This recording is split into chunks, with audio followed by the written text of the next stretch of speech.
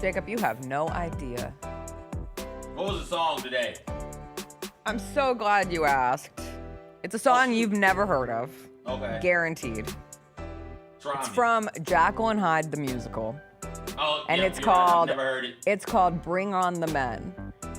Oh. Bring On the Men.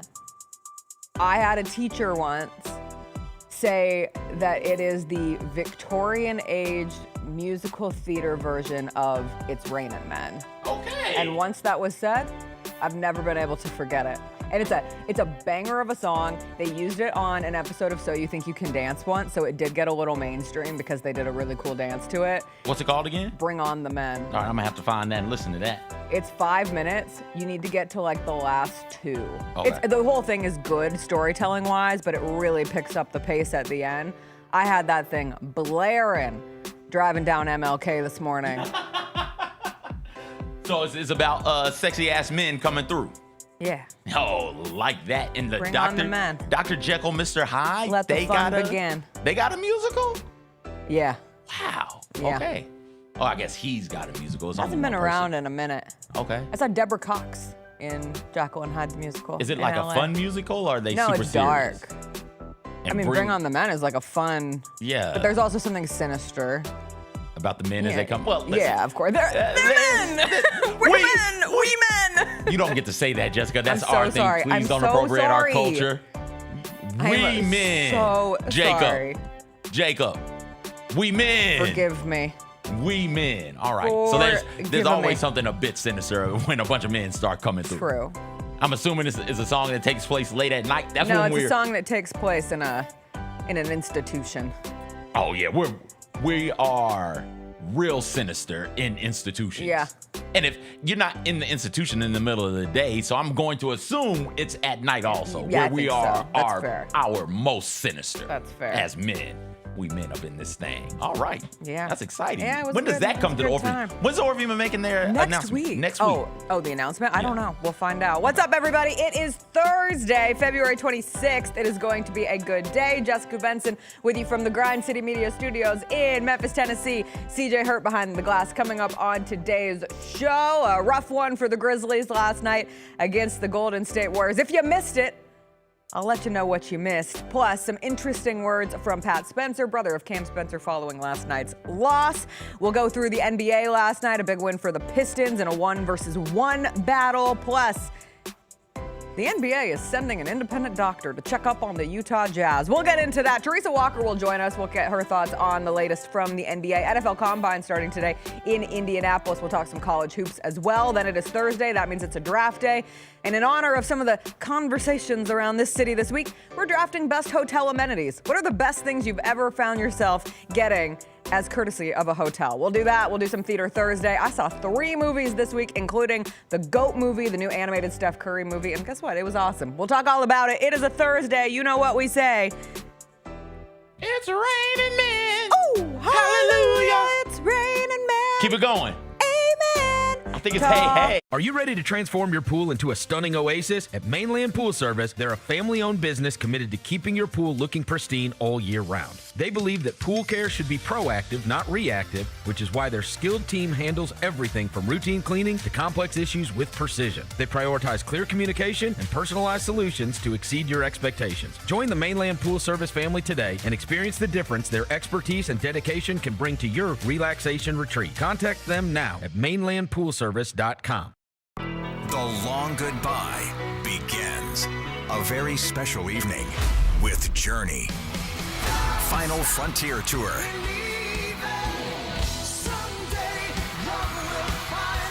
Journey. Tickets are on sale now at journeymusic.com. Your chance to say goodbye to the songs that changed our lives. Journey. Final Frontier Tour. The Grizzlies are proud to team up with Prime Global Group, a company on a mission to redefine real estate investment. By leveraging deep experience, strategic insight, and robust resources, Prime Global Group is shaping a smarter, socially responsible future. Whether you're an investor or simply curious, now's the time to explore innovative strategies that align with your values. Join the movement and discover how you can be a part of this exciting evolution. Visit primeglobalgroup.net to learn more and connect with the team today. That's primeglobalgroup.net. How are you able to release and have an instrumental song become a huge deal? And I forget who the disc jockey was, but he put the wrong side on. He put the Green Onions by mistake and played the B side instead of the A side. No! And that's when the change happened. These people started to call the station and they play that song again. The Chris Vernon Show, live on weekdays at noon on YouTube at Grind City Media and the official Grind City Media app. Let's face it, there's a lot of trash talk in basketball, but the great teams let their performance do the talking. Like Ford F-150 with Pro Power on board, a class-exclusive industry-first feature that turns your truck into a mobile generator and leaves the competition speechless. Ford F-150, official truck of the Grizzlies. Greatness starts here at your Mid-South Ford dealer. Class is full-size pickups under 8,500 pounds, GVWR. Kroger shoppers and Grizz fans. Want exclusive last-minute discounted ticket deals texted straight to you? Sign up with the new Kroger Buzzer Beater deal. Fans can sign up by texting Grizz to 636-479 or visit your local Kroger store in the Delta Division and scan the QR code. By signing up, you agree to receive recurring automated promotional and personalized marketing text messages from the Memphis Grizzlies. Consent is not a condition of any purchase. Message frequency varies. Message and data rates may apply.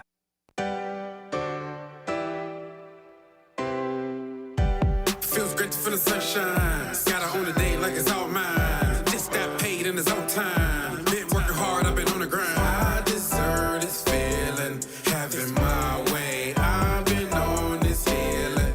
This is my day. The sun's out, let's have a little fun now. I wanna let it all out. That's what it's all about. Cause I deserve this feeling, I have it my way. I deserve this healing. This is my day. Grind City Media presents The Jessica Benson Show with CJ Hurt. Live from the Grind City Media Studios on YouTube at Grind City Media and the official Grind City Media app. What's up, everybody? Happy Thursday. One day closer to Friday, and I do want this day marked down in history, February 26, 2026, because I got a lyric right over CJ, and that is a really important thing to celebrate. It's raining men. Hallelujah. It's raining men. Amen. Not hey, hey. What on earth? How could you get something so simple? You want to keep going? Nope. All right. I do not Okay. want to continue going. I want to talk about last night's 133 to 112 loss by the Memphis Grizzlies to the Golden State Warriors. Nope. I am also not sure that I want to talk about that. And listen, we will not spend an extensive amount of time, but I do sit here and I recognize I have a responsibility, in the words of Chucky Finster, where some people might not have watched last night's game, and they wake up and they turn on this here show and they say, tell me what I need to know. So I'll tell you what you need to know from last night's loss to the Golden State Warriors. It was a loss for the Memphis Grizzlies. All right. Check. What else do we need to know? G.G. Jackson had a really fun half-court buzzer beater at the end of the first quarter. I love a half-court buzzer beater. I saw Devin say it was for the vibes, and it was. He hit the half-court shot. It was a good time. 20-plus points in 8 games? No, he had 18 in the game against the Kings, but he's averaging 20 plus in the last 5 games, I believe it. He has had 24 last night on 12 shots, which I think is the important piece of it. 24 points, 8 of 12, 3 of 6 from 3. Also had 8 rebounds, 2 assists, a steal, and 2 blocks. He did have another attempt at a full court heave at the end of half. There wasn't a great camera angle on it. Otherwise, I would show it, but I guess the man gets spared, even though I thought he did a valiant job of popping back up. Who did he hit? He had a camera guy. Like this camera or this camera? This camera. Ooh.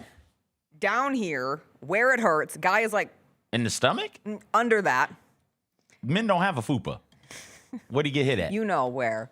He got hit in the family jewels. Jessica, just say testicles. My He God. got hit right there. You said it for me. Why do I need to say it? He got hit where it really hurts, and then that man still recorded the walk-off interview for the Warriors player on his way to the locker room. He had to stand up after that? He had to stand up, and he had to continue to work. But that was a give funny that man FMLA, man. moment. But in that second quarter, not a lot of funny moments. The Warriors scored 40 points in the second quarter. They went up 24, and frankly, it felt like it was over from that point forward. The Warriors had 29 second chance points. They had 33 points off of the Grizzlies' 17 turnovers, and they had 8 of their 9 players in double figures last night. And in the words of my husband, how did they let that group of Warriors have 8 of 9 players in double figures? The only one who was not in double figures was Malvi Leon, who Chris Luther said, never heard of him. Learned? I learn a new player every day. Learned a bunch of new players yesterday. He's a two-way guy. Spent some time in the Thunder system, now with the Warriors. Chris was at the game last night, so nobody can ever call him a fair weather. Do you know how many people reached out to me? I feel like they were waiting for a gotcha moment. Like, is Chris here tonight? And I could just sense. I got like 7 text messages asking if Chris was at the game. And I assumed that they were all under the guise of, Steph's not out there, so why would Chris be? No, he was there. He was there, but he did leave early in the fourth quarter. I said, please, free yourself. I think some of those questions might have been, okay, we've seen the videos. Right. Surely this man He's child a new man. isn't that crazy. Right? Surely Will Richard isn't going to have him jumping up and down in his seat. Surely he's not coming here to be obnoxious with this Warriors team. You mean the 8 players in question being Brandon Pajemski, Will Richard, Moses Moody, Guy Santos, Gary Payton, Pat Spencer, Quentin Post, Leon, and of course 39-year-old Al Horford. Still got it. Just kicking strong. Just continuing onward. I did find, speaking of Pat Spencer, honestly, the most interesting thing from last night, and it was ultimate chaos ball. It was a really ugly game for the Grizzlies. If you did not watch TLDR, it was ugly. It was not a fun game to watch. It did not leave you, throughout this period, we've had these nights where you come out of them saying, well, the bright spot of this was blank, or at least in the loss, you were able to see this. And outside of Gigi's 24 on 12 shots and the consistency that we've seen from him. You had Javon Small, 16 points, 6 rebounds, 4 assists. There were nice flashes there. Taylor Hendricks had a dunk late in the game where I saw a little kid in a Mike Bibby jersey, like losing his mind over, and I said, that's what it's all about. This kid has no idea. This kid just witnessed a dunk, and he was like, oh, my God. That's what Mark Cuban is talking about right there. That kid's not going to remember the score. He's only going to remember that Taylor Hendricks dunk. Taylor Hendricks might be his new favorite player. I don't know. I don't know his life. But in terms of the most interesting thing from last night, and I saw Drew Hill share these quotes from Pat Spencer after the game, and we did get to see Pat versus Cam last night, and it was another tough night for Cam Spencer, who had just 5 points in 21 minutes, 2 of 4 from the field, 1 of 3 from the three-point line. And Drew shared these quotes from Pat, who the context here is Pat watches every game, or as many as he can, and vice versa. Like, these are 2 brothers who really support each other. They're obviously uber competitive, and they stay very actively involved in each other's NBA lives. And so these were some of the things that Pat Spencer had to say in regards to Cam. Quote, it will be a battle for him mentally as much as anything, but I just know how he plays. He plays the right way. He won't let it get to one-on-one, isolation, bad basketball. Further, he will continue to play the right way, but I think the hard part is there are a lot of guys like him who maybe this team's circumstance would be their only opportunity. You see those players in the AAU type environment, you probably won't appreciate what they bring to the table. I remember watching Cam play AAU. It was an effing nightmare. He will play the right way, and unfortunately, it probably won't lead to a ton of success right now with the roster.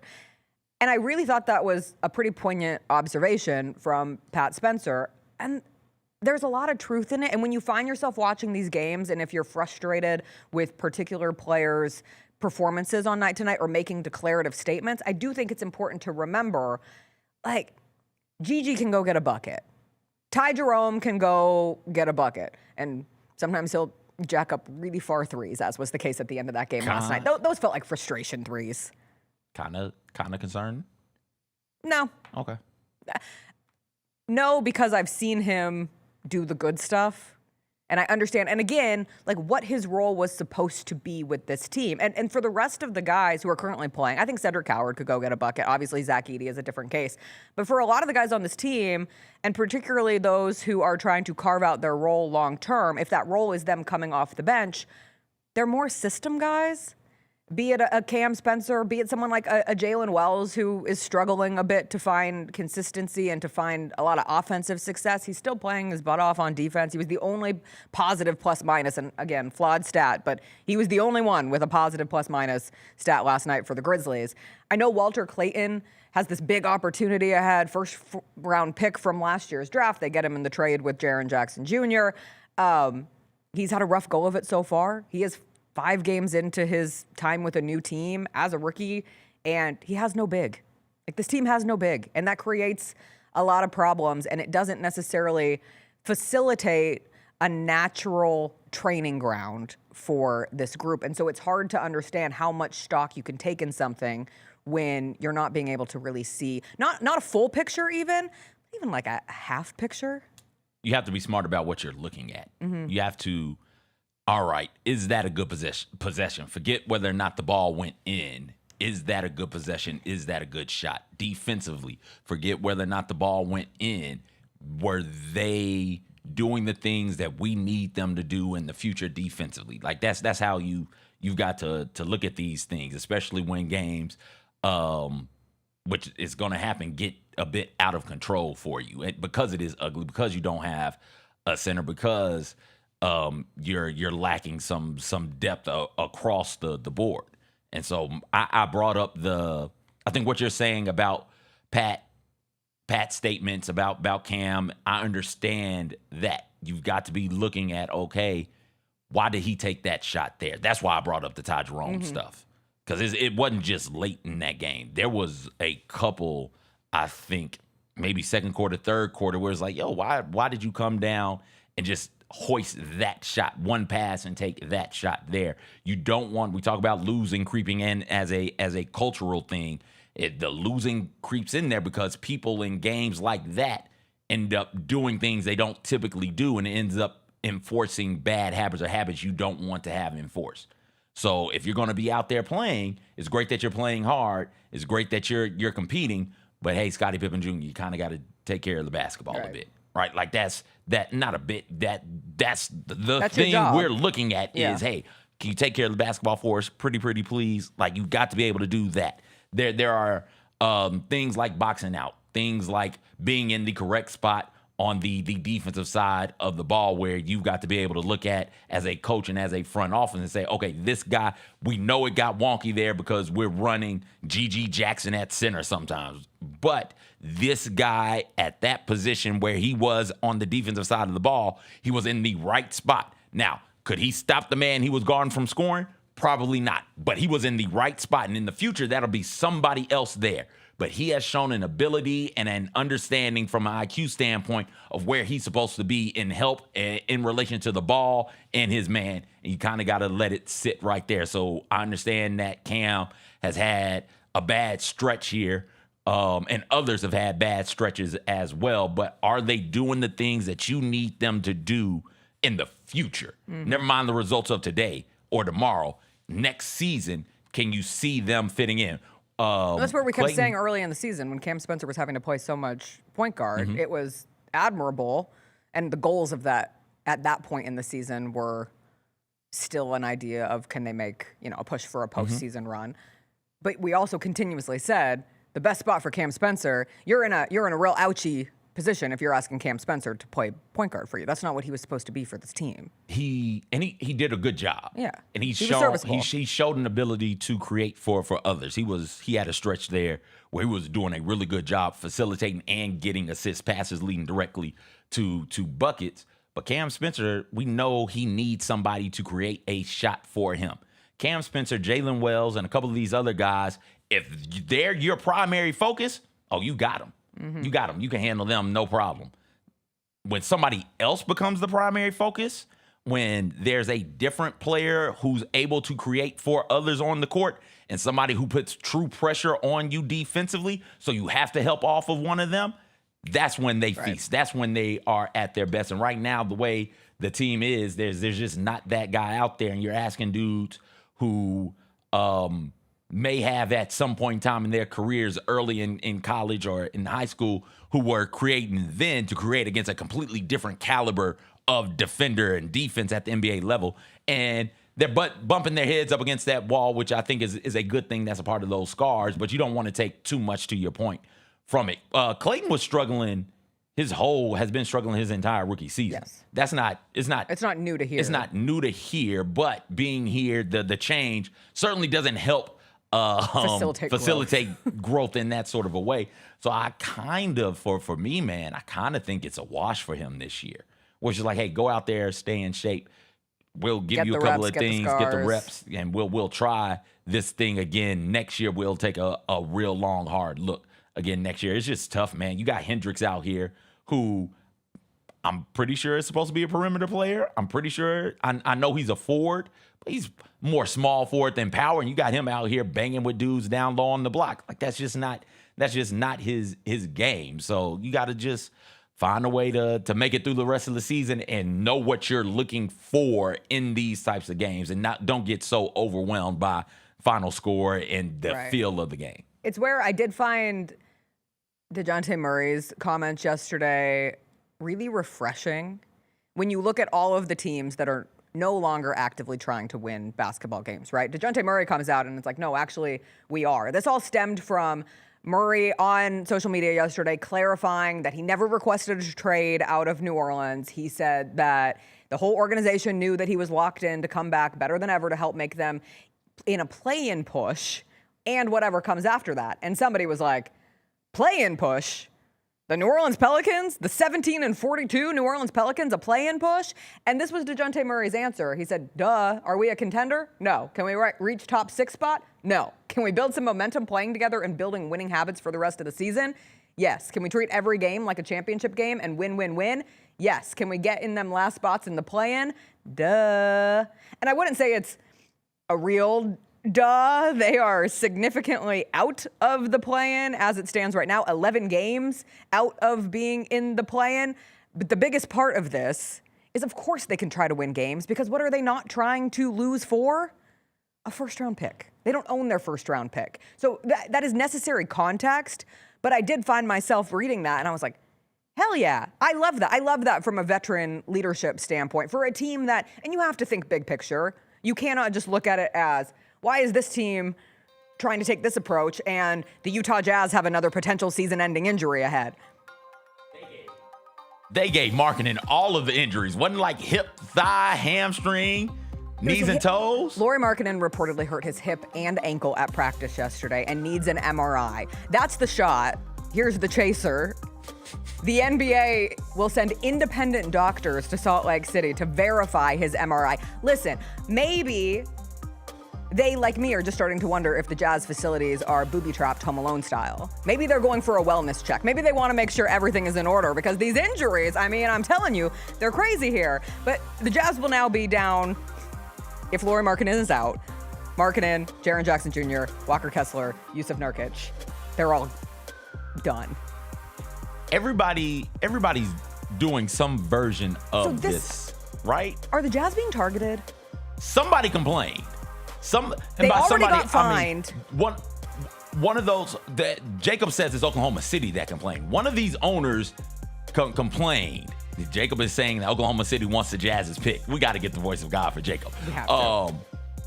But like, one of these franchises complained and is on Adam Silver about them in particular. We saw this in the NFL with Deflategate, where it was, all right, you popped them for Spygate. This really isn't much of anything, but other owners around the league was like, no, you got to do something about them. And that's when Roger Goodell and the NFL stepped in. I don't know who the hell Jazz have pissed off, but boy, the NBA is on their ass right now. Right, because I mean, at the end of the day, the solution to tanking is a massive conversation. And Adam Silver has said next year, your incentive will be to win basketball games. Like, this is something that they are trying to fix, because it is a big problem. But you cannot change the rules of the game in the middle of the season. And right now, the 18-40 Utah Jazz are not trying to win games, along with the Sacramento Kings. And I have to remove the New Orleans Pelicans at this point, because DeJounte Murray says win. But along with the Indiana Pacers, the Brooklyn Nets, the Washington Wizards, the Dallas Mavericks, and the Memphis Grizzlies. Like, the goals of this season have shifted towards this generational draft. And that plays a part too, because the draft is considered to be so good this year that franchises believe it can change the trajectory of your franchise. And if you are a small market team like the Utah Jazz, how do you build a team? Through the draft. That's the way the game is rigged. That's the game that the way that the game is set up. And so I feel for the Utah Jazz. I hope they have independent doctors to verify the independent doctors sent by the NBA. And we just get into an independent doctor war. I just want to know who's telling. And meanwhile, Lauri Markkanen is like, ow. You think he sells it well? Lauri, you can't sell an MRI. Lauri, that's the wrong leg. No, shit. I saw somebody, is it Adam Sandler and Billy Madison when he's trying to fake sick to stay home from school? Yeah. And he's like up shooting hoops in his bedroom, and then someone knocks on the door and he like runs back to his bed and gets under the covers and puts the thermometer. That's Lauri Markkanen. Or what if these doctors are just going through the hall secretly? What if they're like secret undercover doctors waiting to see him just jump a little bit? Can he spy versus spy type of situation, but with physicians? Physician espionage? Yeah. Oh. I mean, it's exciting. But again, why the Jazz? Why are we picking on the Utah Jazz? Somebody snitched. Somebody told. We'll talk to Teresa about it. She's going to join us on the other side. Teresa Walker of the Associated Press. The NFL Combine getting started today as well. We'll get her take on all the happenings around NBA, NFL, college basketball, and more after a quick break. Thanks for showing up, Memphis. Nothing compares to catching your Grizzlies IRL. And that all starts with buying tickets at Ticketmaster, the official ticket marketplace of the Memphis Grizzlies and the NBA. Ticketmaster gets you to the game so you can catch every highlight. Put that jersey collection to use for the next game and get Grizzlies tickets at Ticketmaster. Whether they're here at FedEx Forum or on the road, Ticketmaster's got your back when it comes to scoring tickets. And there's no better brag than saying you saw it live.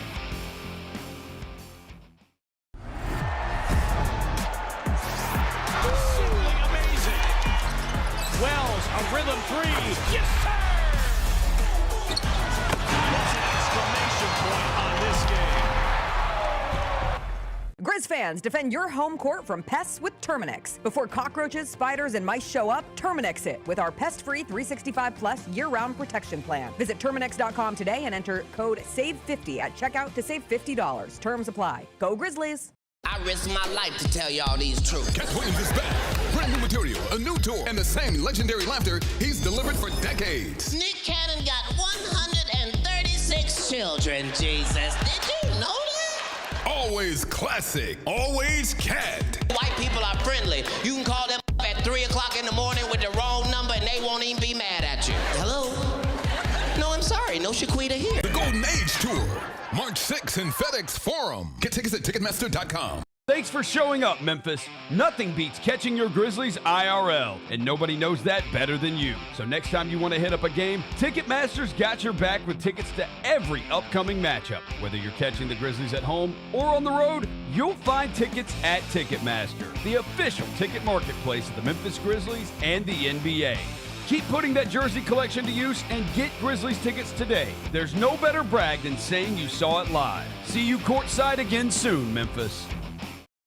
Own the 2025-26 Grizzlies season with the 10-game Flex Pack, the ultimate way to catch all the action on your terms. Choose your favorite matchups from intense rivalries to weekend thrillers and customize your pack to fit your schedule. With 10 games to pick, you'll never miss the moments that matter most. Visit Grizzlies.com/packs today to build your perfect ticket pack and cheer on the Grizzlies your way. It's your team, your season, and your schedule. So don't miss out.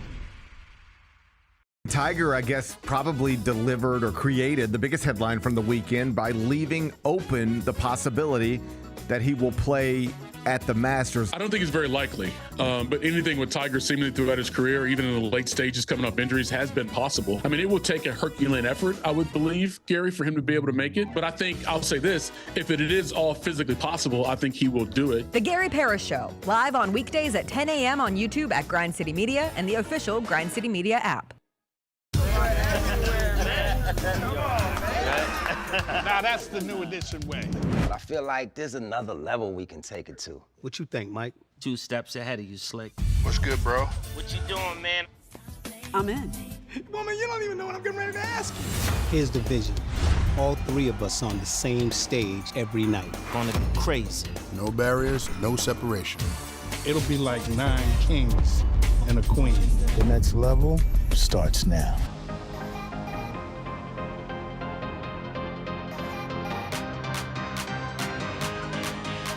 Welcome back, welcome back. It is Thursday. That means it's time to catch up with one of our favorites, Teresa Walker of the Associated Press. She joins us every Thursday. She joins us now. Teresa, how are you doing this morning? I am doing good. I mean, think about it. We are about to flip the calendar to March. The women's basketball season is about to come to an end in the college ranks. We've got the combine going on in Indianapolis. Roster moves are being made. The Titans made a couple cuts yesterday to start clearing even more cap space.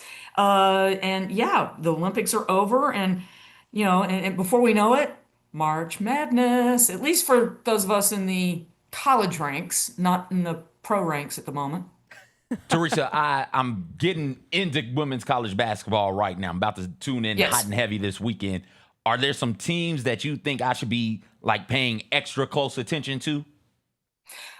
Well, yeah. I mean, let's keep an eye on Ole Miss, because what Coach Yo is doing down there, it's fun. And I know that they've had a really tough stretch because of weather over these last 2 weeks. But, let's see them get into the SEC tournament next week in South Carolina and then get a chance to breathe. That's a team I want to see what they do in the NCAA tournament. Vanderbilt. I mean, Michaela Blakes. I mean, what that young lady is doing, I mean, she's just stringing together 30-point games after another.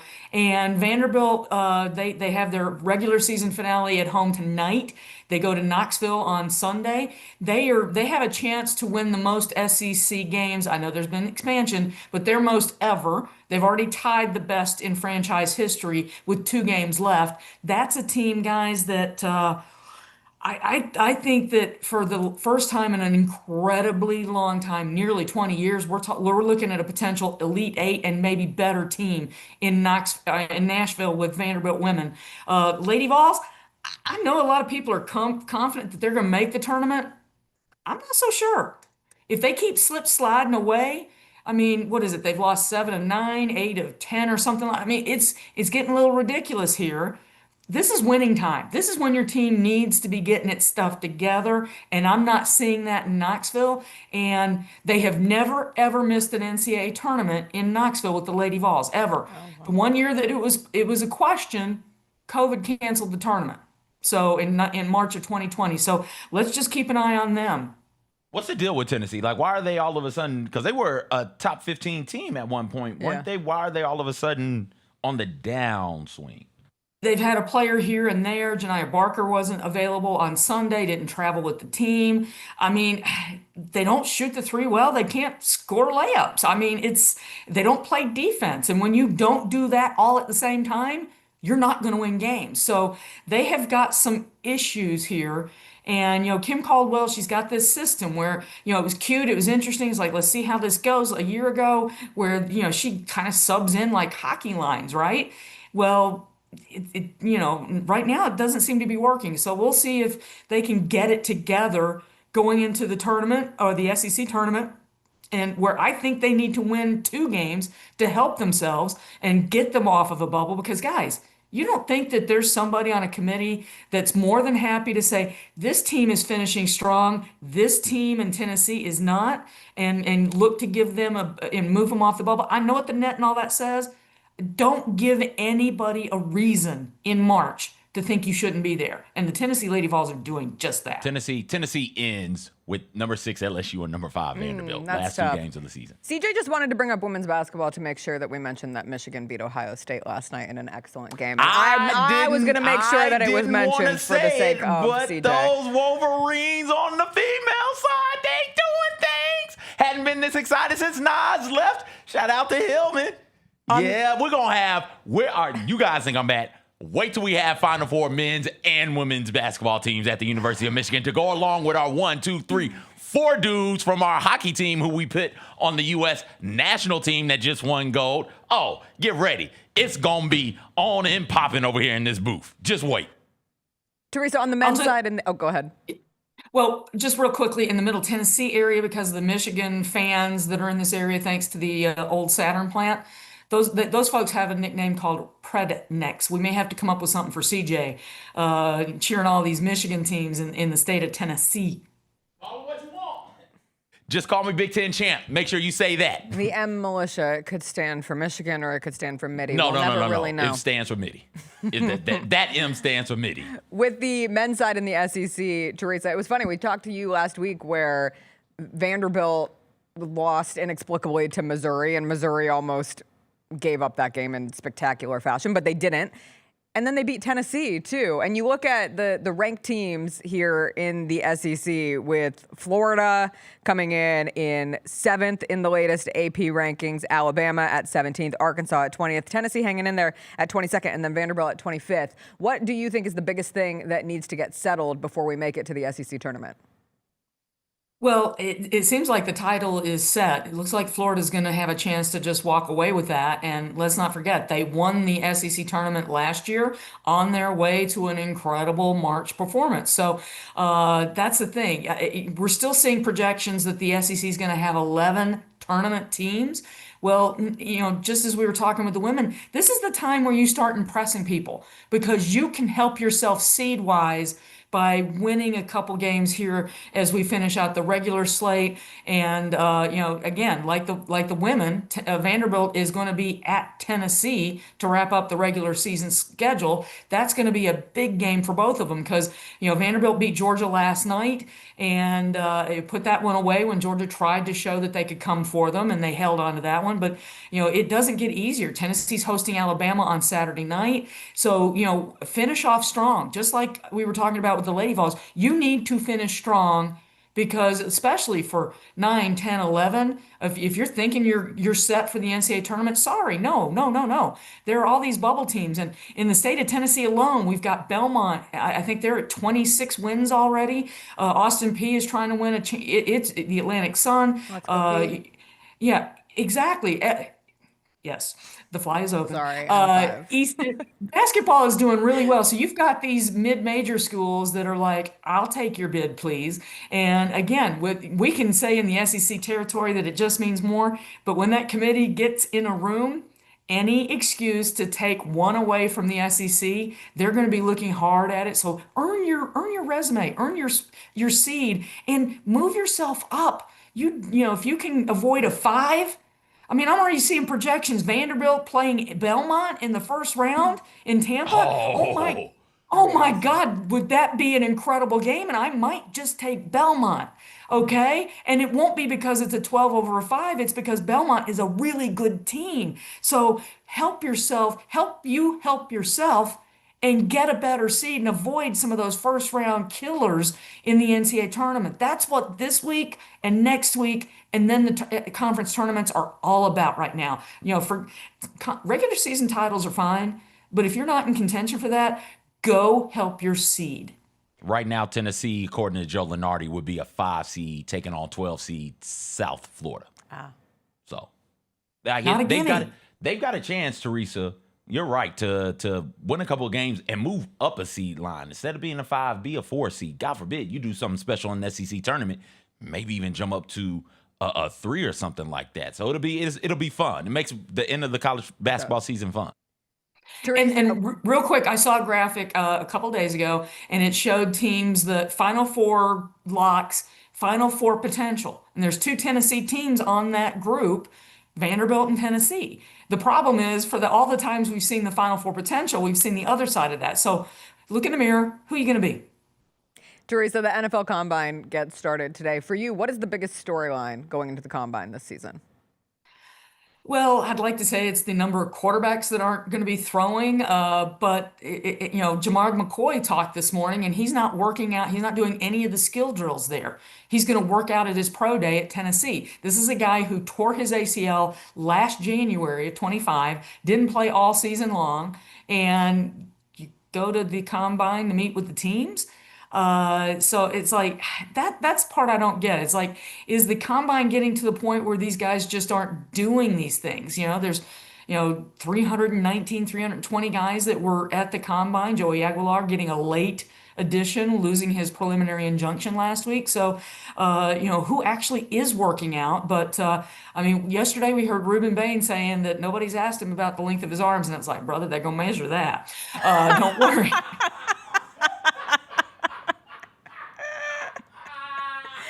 They're like, we don't need to ask. We've got official ways to figure that one out. We've got you. Right? Exactly. And it's like, they're not asking me. And it's like, but he's a guy that, tape does matter. And the one thing about what's been called the Underwear Olympics is that you can fall in love with players with what you see in these drills and these interviews. And that's where these NFL teams got to be careful. We had 10 new coaches. So what are you looking at here? Jaguars didn't even send their coach and GM to the combine. I mean, it's like, okay, they're just going off of tape, film. And that's the thing. If you're going off film, then Ruben Bain, Titans fans, you should be happy. That's probably who you're taking at number 4, right? So, but again, the draft isn't for a couple months. So we get to talk about this. And the one thing that I love the best about the combine is the easiest, the 40. Yeah. Is that your favorite also? Like, what's your favorite measurement that's going to come out? The 40? But just from a 40. strangeness standpoint, the hand size. Oh, that's mine. I love when we sit here and start talking about these hands. Why do I care about this? But I do. We got this dude hands that's blah, blah, blah, and 3/8 of an inch. It's like, oh, that's a good hand right there. I know that's a good hand. I know that one. And I want to know Diego Pavia's hand size. We know his height. I want to know that hand size against everybody else because, and that's the guy I want to see. But the idea that, what does that hand size develop? There's a reason they do these measurements. Yeah. Arm size, Tennessee and Ryder did a look at how there's no pass rushers on the edge who've been Pro Bowlers with an arm length under 31 inches. And that's why some of these measurements matter. And the hand size, if you're a quarterback and your hand is under 9 inches, are you really going to be able to hold that ball when somebody's breathing down your neck? Jeffrey Simmons is trying to take it away from you. So that's why they do these things. But I go back to the 40 simply because I like to see these guys, speed through there. We hadn't heard of Chris Johnson. He puts up an incredible time, and then he becomes CJ2K in the NFL. Teresa, I do have to say, just because you did bring up Ruben Bain and the arms, and I saw that Tennessean article and it talked about that they asked like a paleontologist on the effective nature of T-Rexes, which I thought was a very clever way of, shout out journalism, always finding ways to evolve and make things interesting. I love Ruben Bain. Like, you talk about someone who, going into this combine, and maybe it's just coming off of a year last year where Shedeur Sanders had so much attention, and so it added just great drama to, like, there's no way to get around it. He drives headlines, and that was something that was hovering around the combine, the draft, everything. This year, Fernando Mendoza is so quiet. Like, he's going to be your number 1 pick just because the Raiders need a quarterback, and he is the best quarterback available. But I'm not sitting here explicitly feeling, man, yeah, Fernando Mendoza is absolutely the best player in the draft this year. So it's kind of like, who do you fall in love with along the way? And Ruben Bain's comments from yesterday, from the nobody asked me about my arms, to him saying, I'm a monster, I have no hobbies, I eat, live, and breathe football. I was like, that's the kind of guy that I would want on my team. And obviously it's about so much more than that, and the arms will play a part ultimately in what teams see in his future abilities as an NFL player. But in terms of just a guy that I'm finding myself rooting for, I'm like, all right, Ruben Bain, you're on. I want good things for you. Well, and guess what? The thing that he has in Nashville, Cam Ward and Jeffrey Simmons are among his biggest fans, lobbying the front office to go get Ruben Bain. Jeffrey Simmons, give me help. Cam Ward, the Miami connection. So the great story that I heard yesterday is that apparently, so Jason Taylor has been his coach down at Miami, and Jason Taylor, showed him his Hall of Fame ring, his jacket, the gold jacket, and, trying to help light this fire. So, and in his hair, I heard somebody saying, look at the hair. He's just there to work. He's just there to kill quarterbacks. He doesn't care. So that's what I'm looking for. I just want to see that because, that's how you get better. You get good guys. You get good talent. And God knows they need somebody to go after the quarterback. Teresa, thank you as always for joining us on this Thursday. We're sending you consensual heart hands, and we'll see you in 2 weeks. Yes, thank See you in 2 you. weeks. Enjoy your vacation. Much deserved. That is Teresa Walker. You can always find her latest at the Associated Press. CJ, I saw something in a college basketball game last night. Oh, what'd you see? That was despicable. What? We'll talk about it when we come back. All right.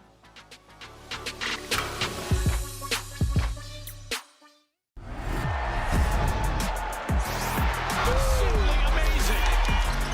Wells, a rhythm three. Yes, sir! That's an exclamation point on this game.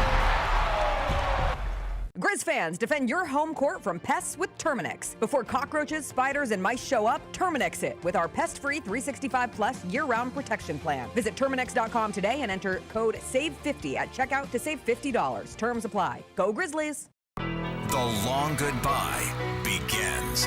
A very special evening with Journey. Final Frontier Tour.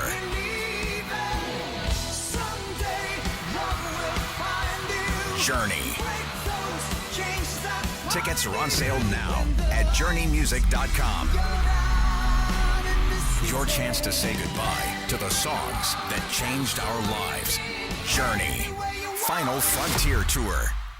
Sonic Radio. Welcome back to Sonic RNDIO. That spells radio with me, the CIO. This just in, the new Sonic $1.99 menu lets you build a crave-worthy meal for just $1.99 an item. Whether that's a creamy shake, crispy tots, or a quarter-pound double cheeseburger. This just out. Ostriches. They're mean, not very cute, and in my opinion, way too big for a bird. Don't miss the Sonic Fun 99 menu. 5 items, always $1.99. Live free, eat Sonic. Tax not included. See menu for details. How are you able to release and have an instrumental song become a huge deal? And I forget who the disc jockey was, but he put the wrong side on. He put the green onions by mistake and played the B side instead of the A side. No! And that's when the change happened. These people started to call the station and say, play that song again. The Chris Vernon Show, live on weekdays at noon on YouTube at Grind City Media and the official Grind City Media app. Own the 2025-26 Grizzlies season with the 10-game Flex Pack, the ultimate way to catch all the action on your terms. Choose your favorite matchups from intense rivalries to weekend thrillers and customize your pack to fit your schedule. With 10 games to pick, you'll never miss the moments that matter most. Visit Grizzlies.com/packs today to build your perfect ticket pack and cheer on the Grizzlies your way. It's your team, your season, and your schedule. So don't miss out. Nate Bargatze. Look, I say a lot of dumb stuff. I try to keep it in front of large groups. Seems to go better that way. Big Dumb Eyes World Tour. When you say something dumb one-on-one, it's a lot for that person. I'll say it, then I can just feel that they feel the weight of my life on their shoulders. Tickets and info at NateBargatze.com. Don't miss the Big Dumb Eyes World Tour. Nate Bargatze. Tiger, I guess, probably delivered or created the biggest headline from the weekend by leaving open the possibility that he will play at the Masters. I don't think it's very likely, but anything with Tiger seemingly throughout his career, even in the late stages coming off injuries, has been possible. I mean, it will take a Herculean effort, I would believe, Gary, for him to be able to make it. But I think, I'll say this, if it is all physically possible, I think he will do it. The Gary Parrish Show, live on weekdays at 10 a.m. on YouTube at Grind City Media and the official Grind City Media app.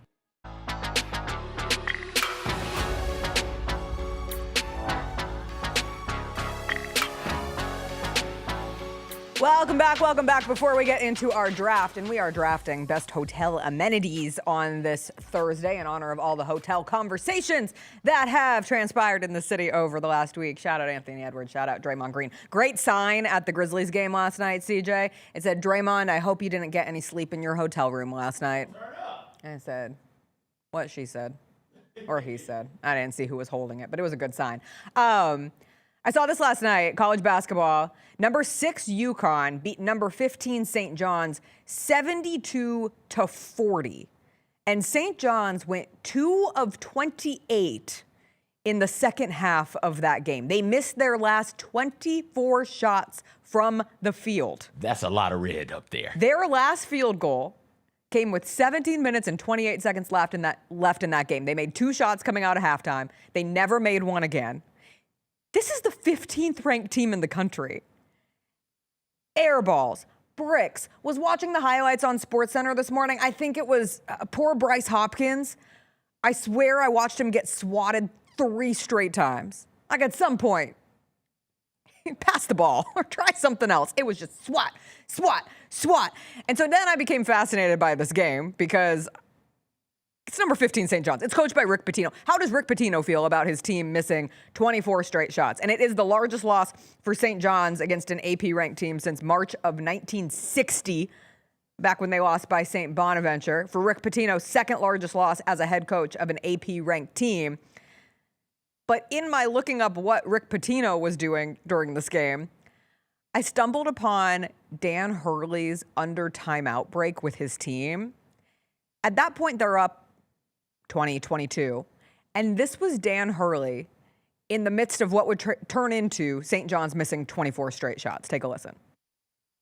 So after how hard we fought, right now we're going to give in on the glass. That's what we're going to do. We took them not letting each other down. Don't let each other down. Don't regret something we watch on film where you could have dug a ball out. Don't give them life right now. Beat their ass. Don't give them life right now. Beat their ass. Dan Hurley is crazy, but man, if I was a player, Dan Hurley would make me want to run through a brick wall. Did you see how my man was like, yeah, no, yes, coach. No, we're not doing it. Yes, let's go.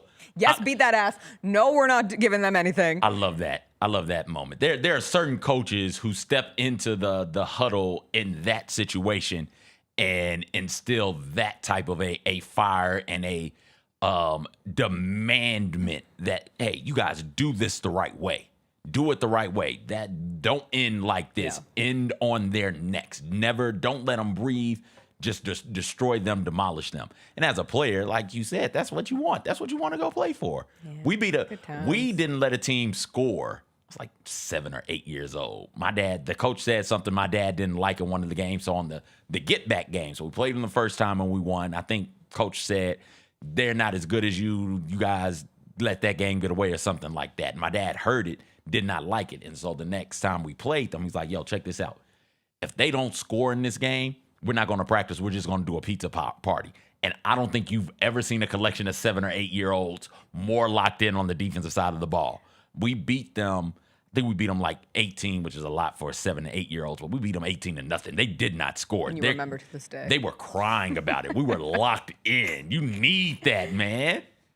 Rick Pitino had tweeted earlier in the day, just finished breakfast in Hartford with the team, 13 players and 5 coaches, and a special priest, all looking at their phones, no conversing. Next discussion coming with my wonderful group. I'm like, my man, you should have been less concerned about them being on their phones and more concerned about how are you not going to miss 24 straight shots in a game? Getting the F off your phone. Fair, get off your phone. Almost cursed, but like, yo, focus. We're finna go play UCONN. You guys talk all the time about locking in. Now's the time to lock the F in. Lock in. Stop being on your phone. Stop listening to music. Shut the hell up. Don't talk about anything. Think about what the hell you're supposed to do out there on that damn basketball court so we don't get embarrassed like this in the second half. Yeah, no, I'm certain because it makes me upset. It makes me upset when I hear stories about what dudes sometimes do in locker rooms. We've seen Coach Fromm do this. He's walked in locker rooms like, hey, you mother, turn this off or everybody's going to run. Get quiet in here and start focusing. My nephew is 6. I take him to tennis on Saturdays. When he sees me pick him up, he knows, okay, it's time for me to shut the hell up and think about tennis and get focused for a little bit. Like, come on, man. Like, it makes me upset. So I know Patino's furious. I guarantee you somebody's up earlier than they expected this morning. And I guarantee you they are being talked to in the sternest of tones and voices with some of the harshest of words being said at them. And you know what? You miss 24, you go 24 or go 2 for 26 or whatever the hell it was. You've earned it. You've earned that cursing out. Good grief, out there like that. Say against UConn, y'all want to be on your phones? No, man. This ain't UConn State. This is Dan Hurley them. No, y'all better focus up or it'll be a real short march for you mother effers. Also, was the special priest on his phone too? I just have questions. I just wanted. Is my priest just? He got to get the F off the phone too. He got to get the hell off the phone too. Get the prayers out. Yeah, God. Start helping. Jesus ain't on this. Start helping. Ain't no God here. You better get on your knees and talk to the man upstairs. A word. The other game in the NBA that we didn't talk about last night, Battle of the Ones. Pistons Thunder, but One-ish. was it one light, one kind of, sort of. It technically is the first team in the Western Conference. The Thunder sincerely undermanned. No SGA, no Isaiah Hartenstein, no Jalen Williams. J-Dub played. J-Dub had a, or J Will played. I'm sorry. No J-Dub. Yes, J Will. I always get those two nicknames. Lost two in game. I think they lost Wallace and Isaiah Joe in game. Yeah, they ended up. Jared McCain played like 30 minutes last night, which was fun to see. But the Pistons won 124-116. We'll get into a deeper conversation with Lang tomorrow on this, but it did bring about the Phil Jackson rule. It's that time of year where we turn to the Phil Jackson rule of, do you deserve to be looked at as a true contender by if you reached 40 wins before you reached 20 losses? And we do have 3 teams of that nature, and they are the Oklahoma City Thunder, the Detroit Pistons, and the San Antonio Spurs. The Spurs won again last night. Won a close one against the Raptors, but that is the Spurs' 10th straight win. They are the hottest team in the NBA. That's their first double-digit winning streak in a decade, and they have an opportunity to go for an 11th straight win tonight on the second night of a back-to-back when they take on the Brooklyn Nets. But we'll get into the Pistons, Thunder, and the Spurs, and those threes' real elevation amongst the other teams of being true contenders thanks to the Phil Jackson rule. All right, it is a Thursday. We have to draft. And the chat came up with don't say we never listen to the chat. We hear you. I hear you. I see you. I respect you. He doesn't. I do. And the chat, after some good old-fashioned conversations around Memphis hotels, broke out this week because Anthony Edwards decided to make some comments about them. And then, of course, Draymond Green had to add his comments on them as well. We decided to go with drafting best hotel amenities. What makes a good hotel experience? Or I should say, what makes a great hotel experience? Because you get the basics, but what are the amenities that you get when you stay at a hotel that make you say, I had a really great time in this hotel? Because that's not always what you are searching for. Like when I stay at hotels, sometimes when I'm traveling, they are simply a bed and some walls and safety and security because I want to be out and about exploring all over the place. But sometimes you will stay in a hotel that makes you think to yourself, I should spend a little more time in this hotel because it's nice and it's, making me feel good in the midst of this vacation. So we will be drafting hotel amenities. Who gets the first pick? Let's find out. Let's get it going. Oh, I'm a mermaid. I'm a... You're a witch. Titans just trade Javonte Sweat to the Jets for Jermaine Johnson. Do we want to call Teresa back and see what her thoughts are on this breaking news? Wow. Jessica wins. A trade. And I win. That's so exciting. Huh. What's your thoughts, Jacob? Why does the mermaid only have... Go-to Titans fan? Have one cup. Why does the mermaid only have one cup? You just can't see the other one. Okay, They're a little separated. Got you. Okay, I got it. Let her live. Separated right down here. Yeah. There's no string, but I got you. Ariel doesn't have string. I thought Ariel does. Ariel doesn't just have 2 clams just sitting there. It's tied around her neck, is it not? No. It's a halter. I mean, it's not a halter. I'm sorry. It's strapless. Oh, but there are straps. Got you. It's like a strapless bra situation. Got it. Okay, I follow. There are no strings. I'm going to be honest. Ariel's like 13, and I don't be looking at 13-year-olds' breasts like that. Even the mermaids. Thank you for clarifying. You're welcome. That's really sweet of you. You're welcome. I'm not all on right. no With list. the number 1 pick, there is only one number 1 pick when it comes to hotel amenities. Actually, that's not true because I have a feeling where you're going to go with this, and I'm so curious if I guess it, and I almost want to do it to steal it from you, but I'm not. I'm going to stick with my tried and true room service.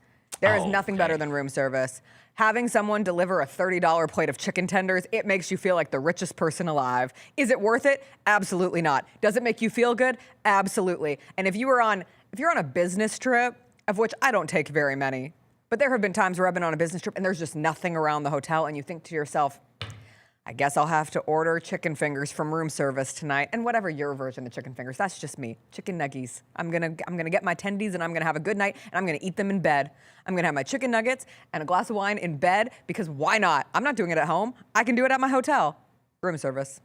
We're different. I've never ordered room service. It's the most beautiful so thing do in the they? world. It's Is it like they do in the movies? Do they like wheel a cart in? Yes, and it has the little silver thing on top. Like, and you could just, I didn't know you could. And they say, where would you like me to put this? And I say, right on the bed. Not everybody. Some people really don't believe in eating in bed, so I understand that. But like, it's a hotel. I'm gonna be fine. I didn't know that we could do that. Yeah.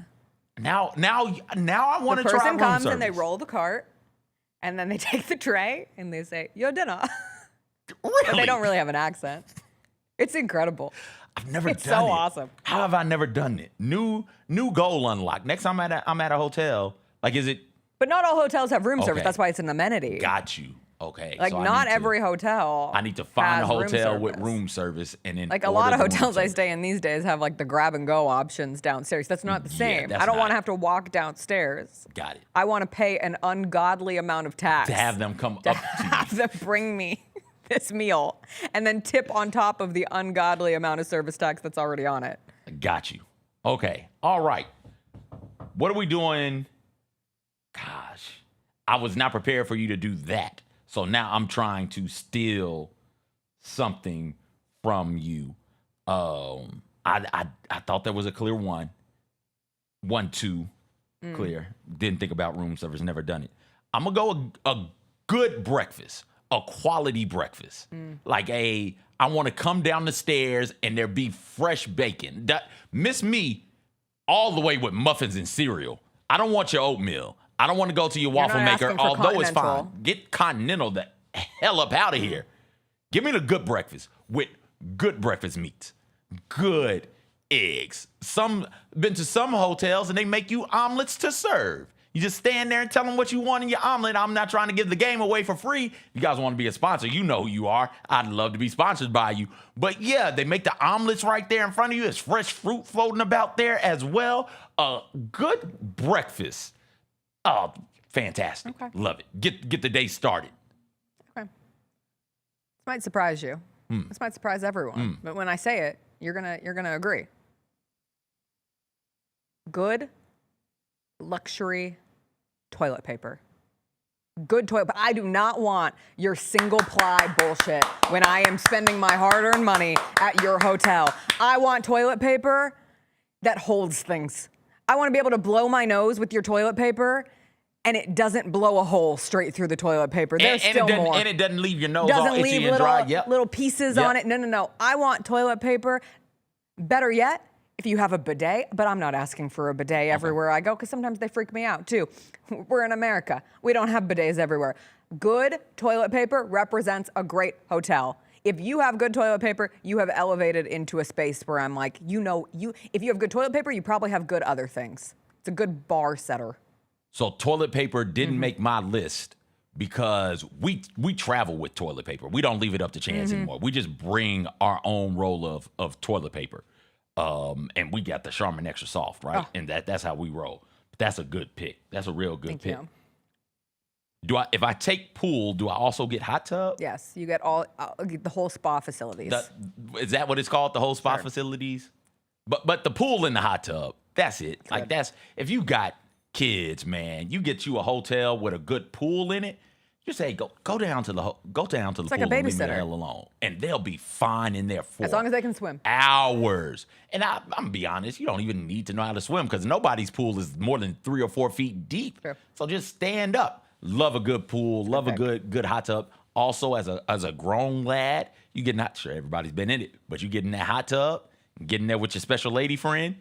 Like you can start the evening off a little special In your You can get nasty you can get shared it right. hot tub. Yeah, go upstairs, take a shower, and then I don't want to give too much away, but yeah. I hope I never get to the age where a pool doesn't excite me. Like when Chris and I just went to Costa Rica, the bed and breakfast we stayed at, we were the youngest people staying there by far. It was a lot of older couples, and I think we were the only 2 people who went in the pool. But we would come home at the end of the day, and the pool was cold. Like we were sacrificing to get in that pool because it was not warm pool water, and at that point it was like in the mid 60s at night, and we were like shaking in the pool. But if there is a pool, I consider it something I'm paying for to stay there, and I will get in that pool if it's the last thing I do. Well, you should. As you should. TMZ brings up in the chat, and this is true also. Like a good pool, I want to be able to smell the chlorine in the lobby. I Yeah. want to step into the lobby and be like, oh, the pool is this There's a way. pool. I don't need to see the signs at all. As a kid, you're like a dog. You're like, That's there's chlorine a pool over in there. this hotel. Get Okay. me. It might be controversial. Pillow chocolates. When they come through the day and do turn down service on your bed, and they fold the covers back and they put a little chocolate on your pillow. And so when you come back at the end of your long day out and about, you've been either working, or traversing a city, exploring. You're tired. You don't need a full meal, but you'd love a little treat. And I love a little treat. Give me that chocolate on the pillow. Usually just a square. Sometimes you'll get a place that has like a specialty chocolate, and then you're like, wow, you're killing it. Very clearly, you and I stay at different hotels. I didn't realize it would be, sometimes we do these drafts and I know, okay, we're going to be pretty different. I didn't realize we would be this different. Stayed at a lot of hotels in my life. Okay. Varying degrees. So have I. Of hotels. Of 1 degree. But man, I would also say like, included in this, I saw somebody in the chat shouted out the DoubleTree cookies. Ooh, so I consider those the same vein. Yeah. The Hilton Garden Inn also has excellent. The Yakima Hilton Garden Inn had the best chocolate chip cookies. Chris lived there for a hot second. It was a good time. Good time. All right. Free parking. Too often I go to these hotels and it's like, hey, your stay will cost this much. Oh, also, it's going to cost you $25, $35, $40 a day to park here. No, when did this become the case in America? Not in my country. No. Not in my small town, it's not. Like, come on, man. Why do I have to pay to park here? I paid to stay here. I shouldn't have to also pay to park here. Give me free parking. Outlets by the bed. Ooh. Outlets by the bed. It is 2026. If my outlet in your hotel is on the floor and requires me to have the longest phone cord of my life in order to use my phone in bed and charge it, what are we doing here? At least give me the alarm clock that has the ability to either do a USB or a UC, whatever they're called. UCB? Whatever. I know what you're talking about. It's so bad that I don't, because I just throw it away all the time. The charger. Whatever the new chargers are. Or even an old-fashioned outlet. But if I don't have enough outlets by the bed, that is a travesty. Just give me, I'm a simple girl. And I just want my outlets. We stay in hotels where there are outlets by the bed. I've never ran into that problem. Outlets by the bed and outlet in the lamp that's plugged in.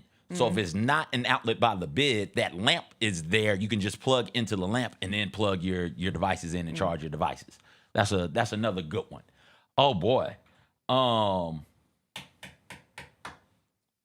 Some people, you stay at the hotel and they give you complimentary happy hour where you can go and they give you the ticket when you come in and you can get you 1 free drink and then the rest of them you got to pay for. That's a great one. Complimentary happy hour. As a grown-up is great. And as a kid, I used to be able to go downstairs, get my little drink and get me like a cherry Sprite. And I never got cherry Sprites. I get cherry Sprite and some popcorn and I'd be all set. That's a good one. Complimentary happy hour is on there for me. Also, you can go from complimentary, wake up, get your free breakfast, and it's a good breakfast. That means you don't have to pay additional money for breakfast, so you can just get out and get straight into the activities, make your way back to the hotel about 4:35. 5 o'clock is usually when the happy hour starts, so grab you a drink in your pool outfit and attire with your special person and go straight to the hot tub. I have a couple options for this last pick, and it's really going to solidify my bougie hotel status. But I would like to believe that the hotels here that the NBA players are staying at have this option. And if they're not, and these are all things. A simple chocolate on the pillow could change Anthony Edwards' life. Hotel in Memphis, I'm just saying. Could change this whole conversation. If it's the right, get some of those Philip Ashley chocolates. Oh my God. Smallest of tangents. When I was celebrating my birthday at the Hotel Pontotoc has their bar, the Dame, and we just went and got drinks there, and they found out it was my birthday, and they brought me a little thing of Philip Ashley chocolates, which I assume they have for the hotel, perhaps to give guests sometimes. Those Philip Ashley chocolates are insane. It was like margarita flavored, smoky, and they're truffles. They're like chocolate truffles, so it's like a hint of margarita.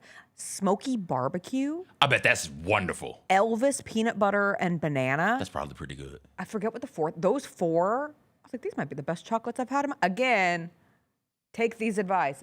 My pick is a fluffy robe. When you open that closet and there's a fluffy robe that you can change into, do I need a fluffy robe? Absolutely not. Do I even really want to have the time to spend in my hotel room where I'm like, you know what, I'm gonna sit in this robe, but you can take it to the pool. And then you don't even have to worry about getting fully toweled off or bringing clothes that you have to change into because you can't wear your sopping wet swimsuit, even though I used to do that all the time in the elevators. I used to do it. I still do it. That was one of my favorites. I was like, what are they going to do? Kick me out? As I'm like dripping water all over your nice hotel. A fluffy robe. It's just, you can do your hair and makeup in it. Sometimes it has the little, I'm not asking for the slippers. That feels like an extra thing, but they're usually in like plastic and you have to take them out of the plastic so you know they're clean. They're single use. They're not good. They're way low to the ground. But man, a fluffy robe just goes a long way. That's a good one. Can I tell you the funniest fluffy robe story I have really fast? Please, don't make it fast. When I was a kid, we were at, I think it was either at a Final Four or basketball committee meetings with my dad. So the basketball committee would do meetings every summer and you'd go someplace and they would meet and I was just ordering chicken fingers and hanging out in a robe in my hotel room. And I was probably like 5th or 6th grade and my friend was in the room next to me. And so I'm in my robe and we decide that we want to watch a movie and we don't have permission to watch a movie. So I'm going to her room, so I won't be the one who gets in trouble for ordering a movie on the expensive TV ordering service that used to be the biggest thing that you could do. And I go out of my room, and I knock on her door, and she doesn't answer. And she's not, so for whatever reason, I cannot remember why she didn't answer the door. But I end up stuck, and I go back in my room to wait, and I forgot a key. So I am in a robe, barefoot, in the hallway of this hotel as a 10 or 11-year-old. And I decide I need a new key. And I don't know how this works, but I've seen my parents do it before when we've been locked out of a hotel room or a key hasn't worked. So I know you need to go down to the front desk. And so here I am barefoot in a robe and I go to the elevator and I go down to the front desk and I say, excuse me, I'm in room blah, blah, blah, blah, blah. My last name is Benson. I've locked myself out of my room. And they say, well, do you have a parent with you? I say, no, my parents left me for the night. I'm supposed to be with my friend in the room next door. She's not there for whatever reason, and I need to get back in my room so I can wait for her to either. I figured she'd like fallen asleep, taking a nap. Yeah. And so they're like arguing with me about, and she's like, I need to go get my manager. So I'm standing barefoot, lobby of a nice hotel in a robe. My parents had been at a really important dinner with president of the NCAA, SEC commissioner, Big Ten commissioner, big wigs, and I think Jim Nantz was there. And at the exact moment that I am waiting for this manager to come back, everybody comes through the front door of the hotel. Oh, you're in trouble and now. The dinner is over. And I lock eyes with my mother, and she goes, what are you doing down here?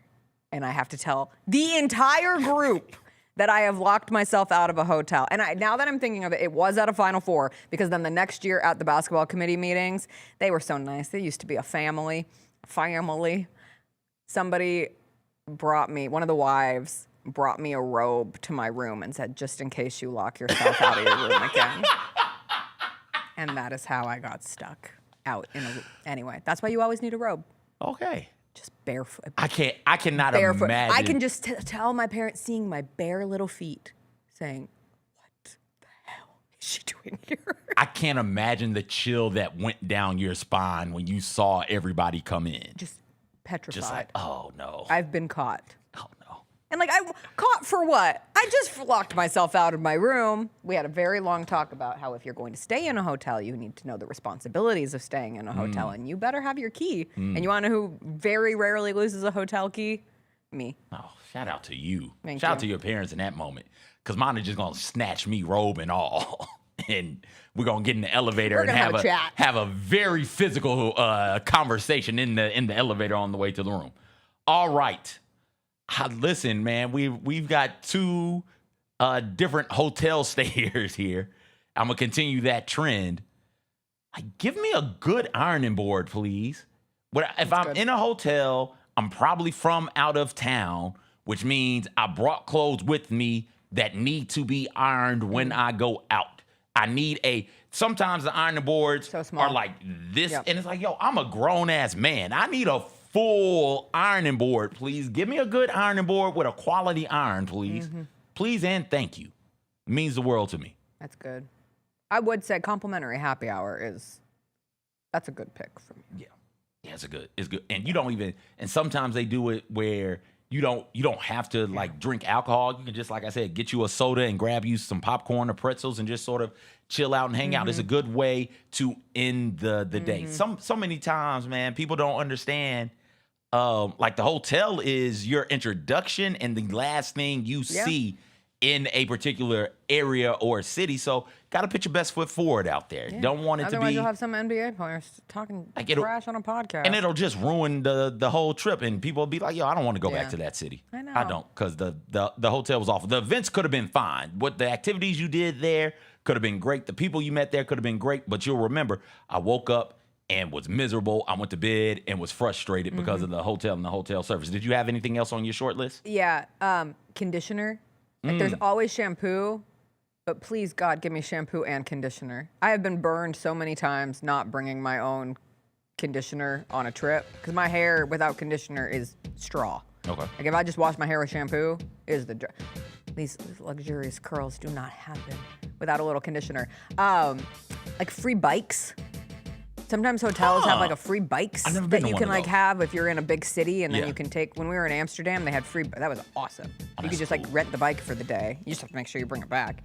Yeah, those were my two big ones. Free umbrellas as well. Okay. Like that you can like take from the front in case it's raining, and then you don't have to travel with an umbrella or buy an umbrella. I've bought so many tiny umbrellas.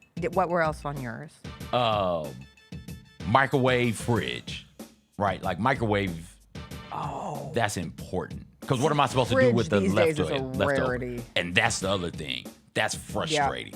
And when you're in Vegas, give me a good fridge, a freezer and a fridge. Yes. You were in Vegas, and what happened? They don't. No hotels have fridges because they're trying to get you to go spend more money. Like if you have leftover, and they give you such big portions at so many of the like chain restaurants there. And so then you're trapped. So you spend money on this massive portion meal that could absolutely last you like 3 nights. You could just split it up. And when I'm there for summer, like I'm there by myself. So that's exactly what I'm looking to do. And I've tried to finagle where like I'll fill the ice bucket and then like put it in like little just give me a fridge. Have you gone downstairs and said, hey, can I get them.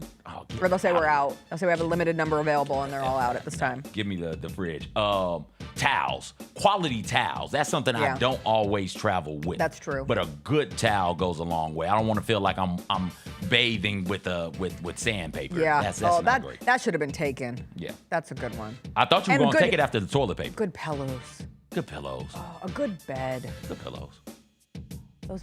When I was little, I'd be like, those Marriott beds are the beds for me. Oh yeah, some of those are quality. They're just like sleeping on a cloud. All right. Because I've stayed in some places. Give me a quality AC unit. Oh yeah. Give me one of those. When you travel, I mean, like when we were just in Costa Rica, neither of our places had AC because that's just normal there. When you go to Europe, so many places don't have AC, and if you're there in the summer, it's so hot. God bless America and our love of air conditioning. Give me AC, and I need a good one. I don't want to walk into you walk into the room and it's all stuffy smelling and everything, and you turn the AC on and it's mildewy. Excuse me. No, don't want that. A complimentary bottle of water goes a long way. That also. A long way. That one should have been taken $7 also. price tag hanging around it. Just say here's when you check in. Hey, how many people with you? Hey, here you go. Just 2 bottled waters for you two. You got it. All right, we'll take a quick break. We'll come back. Theater Thursday. CJ watched. Did you watch a movie or a comedy special? Movie. CJ watched a movie. I watched 3 movies. Turn up. It's movie season. We'll take a quick break. Come back. Get into those on the other side. Good workout facility. I thought you would have taken that. You seem like the type to work out on vacation. The heaviest metal credit card of all time. Rumored to be one of only 18 in existence. Plated with the very same tungsten that forged the International Space Station. And wielded at business dinners like a samurai sword. It's a classic corporate power move. But the real power move? Having end-to-end visibility on your most critical shipments. FedEx, the new power move. Kroger shoppers and Grizz fans want exclusive last-minute discounted ticket deals texted straight to you. Sign up with the new Kroger Buzzer Beater deal. Fans can sign up by texting Grizz to 636-479 or visit your local Kroger store in the Delta Division and scan the QR code. By signing up, you agree to receive recurring automated promotional and personalized marketing text messages from the Memphis Grizzlies. Consent is not a condition of any purchase. Message frequency varies. Message and data rates may apply. Grizzlies fans, dunks, dimes, and no-looks are great on TV, but nothing compares to catching them IRL. And that starts with buying tickets at Ticketmaster, the official ticket marketplace of the Memphis Grizzlies and the NBA. Ticketmaster gets you to the game so you can catch every highlight in person. From seeing your favorite Grizzly stars up close to hearing the squeak of the sneakers on the hardwood. Put that jersey collection to use and get tickets at Ticketmaster. There's no better brag than saying you saw it live. See you courtside, Memphis. Jeff Dunham, Artificial Intelligence, his all-new tour. You're the other white meat. How can you be so smart on one hand and so stupid on the other? Well, you're half of it. I realize I could have avoided all this years ago with one simple word. I do not. Silence! Don't miss a Memphis. Friday, April 10th, FedEx Forum. Tickets on sale Monday, September 29th at jeffdunham.com. Tiger, I guess, probably delivered or created the biggest headline from the weekend by leaving open the possibility that he will play at the Masters. I don't think it's very likely, but anything with Tiger seemingly throughout his career, even in the late stages coming off injuries, has been possible. I mean, it will take a Herculean effort, I would believe, Gary, for him to be able to make it. But I think, I'll say this, if it is all physically possible, I think he will do it. The Gary Parrish Show, live on weekdays at 10 a.m. on YouTube at Grind City Media and the official Grind City Media app. Now that's the new edition way. I feel like there's another level we can take it to. What you think, Mike? 2 steps ahead of you, Slick. What's good, bro? What you doing, man? I'm in. Woman, you don't even know what I'm getting ready to ask you. Here's the vision. All three of us on the same stage every night. Gonna be crazy. No barriers, no separation. It'll be like 9 kings and a queen. The next level starts now.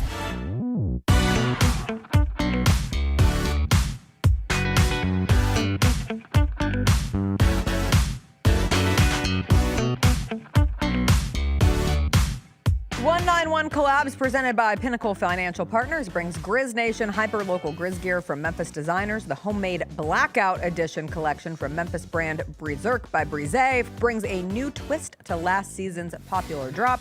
The collection is so big it's dropping across 2 game dates, Saturday, March 7th when the Grizz take on the Clippers, with more arriving Thursday, March 12th against the Mavs. Grab your tickets today at grizzlies.com/tickets to shop this merch. Welcome back. It is Thursday, Theater Thursday movies, and CJ and I have watched a handful of them. CJ, you watched Tyler Perry's Joe's College Road Trip, and I see the Lorraine Motel is featured in the graphic for this movie. What a ridiculous movie, first off. Where is it? Huh? Where can you find it? Oh, you can find it on Netflix. Tyler Perry's got a Netflix deal. Okay. And so there's a ton of Memphis noticeable Memphis in this movie. At a certain point, they're on this college road trip where they never stop at a college. Oh. At a certain point, they're driving. You're like, oh, these are Memphis streets, and then they drive down Bill Street. It's like, oh, okay, cool. That's Bill. All right, cool. There's the boy wants to go to like Graceland. He's going on this college tour with his white classmates, and he's applying to colleges, and none of them are HBCUs, and so his grandfather's going to take him to some HBCU campuses across the country. And so they end up in Memphis, and they stay in a hotel, which is apt because of the hotel draft. And we're looking at it, and the wife and I say in unison, wait, is that the Lorraine? And because you don't know where they're staying. Okay. You just see them wake up in a room, and it's not like a wide shot of the room, just a small little piece of the room. Is that the Lorraine? And they step out, and you don't know it's the National Civil Rights Museum. You don't know where it is. But we know immediately, like, that is Lorraine Motel. Oh, wow. Tyler Perry got to do a shoot inside the Lorraine Motel. And I don't want to get that's cool ahead of myself. I'm trying to remember Dr. King's room, if there's a suit hanging up in the closet. But it might have been in that room, maybe. Wow. Maybe. But again, for me and my style of funny, hilarious. You liked Raunchy, a bunch of swear words, bunch of really inappropriate sexual innuendos and jokes and things of that nature. Joe, for those of you who don't know, that is Medea's brother, also played by Tyler Perry, and he's a old pimp. And so he's teaching his nephew how to be a bit tougher and be a bit more like a pimp and taking them on these college tours, which again, to HBCUs, they never set foot on a college campus in the entire movie. That's funny. I like that premise. There's a thing at a juke joint it's supposed to be in Memphis. Clarksdale? Oh. It might be, but it looks like the one from Clarksdale. Okay. It looks like they hit that one up. It's good. It's good. I enjoyed it thoroughly. Very And fun. there's Memphis flavor in it. All over it. Yeah. Very cool. I watched 3 movies this week. I will start with GOAT, which is the Steph Curry animated movie about a goat, a literal goat, not greatest of all time, but a goat trying to be the GOAT, the greatest of all time, in a basketball league that exists within the jungle. He's trying to be like his idol, the Black Panther Jet Fillmore, who is a woman, which I appreciated. It was just kind of fun. Their league is called Roarball, and he played for the Vineland Thorns. My husband was taking his little brother to this movie, and I was like, I don't want to miss it. You know, like he often takes him to the movies. He's at this point in 7th grade, and so he's still at that age where kids want to still see animated movies. They're not too cool to go to the animated movies. And so Chris has seen a variety of movies over the last couple years with his little brother, and I've missed them. And with this one, I was like, you know what? I want to go with you guys. So we ended up spending the day out there and went to the movie. And I'm so glad that I did. It was really funny and really charming. And the animation is great. I think it's the same people who did the Spider-Man animation. The way that they do the courts, like true home court advantage. They had like the Arctic tundra, so you had like the team with like the polar bears, and those kind of animals would play there on ice. There was one that was like in a lava flow area where the ground all breaks up. It was just really cool. And then to tell, like it felt very autobiographical, not autobiographical, but semi-autobiographical, to tell the story of like a small kid becoming a star, a la the journey of Steph Curry. I thought it was really creative. In terms of sports movies, this one was great. Like obviously non-traditional, it's not being told in the stereotypical, the way we would tell if you're making a movie about Steph Curry, you would cast someone as Steph Curry.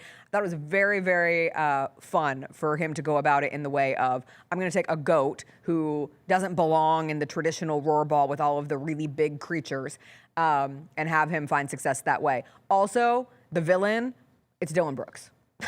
Like the villain in this movie, his name is Maine, for one. If you think about it, when the movie was being creative, it would have been years ago. It takes a long time for a movie to get made. And I just couldn't help but think, like, Dylan would have still been in Memphis. What do we say in Memphis? Maine. It's a horse. His name is Maine. He looks-ish. He has features that look a la Dylan Brooks. He talks a la Dylan Brooks. But it's like a blend of Dylan and Draymond Green. And it's so funny to watch through a basketball lens. You're like, I am fairly certain now I that gotta this see this character damn was horse. molded off of these people. Now I got to see this damn horse. I was going to ask you, okay, are there any characters that remind you of NBA players? I was thinking that like there'd be a LeBron character or something like that, but no. And I think Jet, the Panther, even though it's a woman, I think it's like LeBron-esque, but just the idea of an aging superstar. Got you. And so, that's what LeBron, the greatest of all time was this Panther, and now she is aging to a point where her body's breaking down and she's on the twilight end of her career and trying to figure out how to still win. And it also is like very Warriors-esque right now too, right? As they try to have these like older vets have one last go at it to try to not waste the end of Steph's career. It was really clever. And Steph is the voice of one of the characters too. He voices the giraffe, which I realized about halfway through. Gabrielle Union is the voice of the Jet Fillmore, the Panther character. Who else was in it? Jennifer Lewis is the voice of the owner, and she does a tremendous job. I love me some Jennifer Lewis. Jelly Roll is the voice of the Grizz.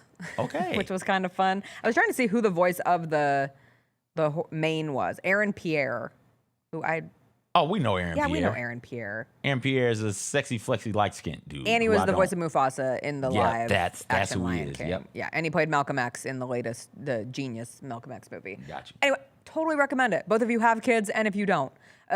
Chris's little brother said it's the best movie that he's ever seen.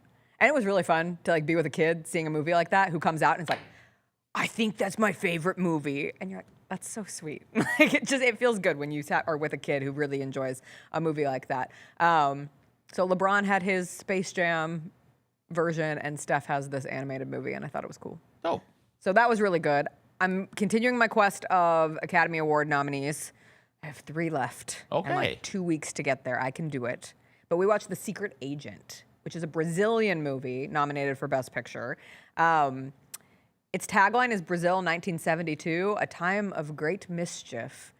And I thought that was an interesting way to bill it because it's really about a former professor who's deemed a political dissident in Brazil in the 70s, which is under a dictatorship, a pretty brutal dictatorship. And it kind of goes through his workings of trying to stay alive and other people of that nature trying to survive the dictatorship and thrive within this dictatorship. It's beautifully shot. It feels like you're in Brazil in the 1970s. Like the color use is really cool. There's kind of like a muted tones to it, but the bright colors really pop. The acting was good. It almost feels like a Wes Anderson movie at times. Like there's a whimsical nature to it, and then it pops you with some pretty serious subject matter. I will say, I liked it a lot more after I read like 3 articles about it afterwards. And I don't love having to do supplemental reading to make a movie better. So it's a frustrating watch. I hear you on that, but you did supplemental, just push back something. You did supplemental reading on like Sinners, right? I also came in with a baseline on that. So I actually had myself think, like if I hadn't had the baseline of knowledge about the blues, the Delta blues specifically, and the music side of Sinners, would I have gone as deep dived into that? Because and then I did do extra stuff for Sinners. But I think Sinners, I still understood the point of the movie. Got you. This has like a crucial plot point that, like a crucial directorial decision is made. And it is made because it represents a larger conversation around Brazil in the 70s. Is this a movie is this a foreign movie? Yes. And so it's not. But subtitled, Okay. Which also I found myself really struggling to keep up early in the movie. I found myself confused at times, which I'm fine with. And it did all come together, and I eventually understood the characters that were taking place and like what their parts were within the movie. But it felt a little discombobulated. But again, the big picture, and without spoiling, is just this idea of under that government in Brazil. And there was a movie last year, I'm Still Here, which was a Brazilian movie nominated for Best Picture, and the actress was nominated for Best Lead Actress, that had a similar tone of these people just disappeared. And there's no one to tell. Nobody knows the true story of what happened to these people. All that's left is whatever the government gave the press, and it's through completely the lens of the government's interpretation of what happened to them. But you don't know. So there's this overarching theme from the movie last year and from this movie of like having to sit in the discomfort of not knowing. And I think that's cool. I just didn't really get to that until I did some extensive reading and research on it. And then the last movie we watched was an older movie from 2018 called Private Life. It's on Netflix, and it's billed as a comedy with Kathryn Hahn and Paul Giamatti, and Molly Shannon is in it. And I wouldn't call it a comedy, but it was a really good movie. It's one of those movies where it like popped up on TikTok of this is a movie that nobody saw and everybody should have seen back in 2018. And it's about an older couple who's like continuing on in their fertility journey, and they've tried to have kids for years, and they're trying to adopt, and there's problems with that, and there's problems of them trying with IVF again. And it's kind of just a slice of life story of these 2 artists in New York who are grappling with maybe not being able to have children. And just those actors are so good. If you're looking for just like not an easy movie because you'll probably cry and it's like an emotional movie, it's a hard movie, but it was good. And I love Kathryn Hahn. I think she's one of our best little actresses. Underrated. So there's my movie viewing of the week. Still got to see Wuthering Heights. I think I got to go by myself. Good. And by now, like nobody's going to be in the theaters. So like you can just sit down and watch it by yourself and enjoy it and take it all in. All in. Take it all in. It's going to be a lot to take in from what I hear. Anyway, that'll do it for this beautiful Thursday. Tomorrow's Friday. It's a really important Grizzlies game day tomorrow. And I mean that sincerely. It's Grizzlies Mavs, and the winner will be in have the 7th worst record in the NBA. Or I'm sorry, the winner will have the 8th worst record in the NBA, and the loser will have the 7th worst record in the NBA. So there is some extra juice behind tomorrow's game in Dallas. Grizzlies playing 3 on the road. They are not back at home until next Wednesday. We will be back tomorrow on Friday for a Grizzlies game day. Ling Whitaker will join us. We will see you then. I hope you have a wonderful rest of your day. Bye.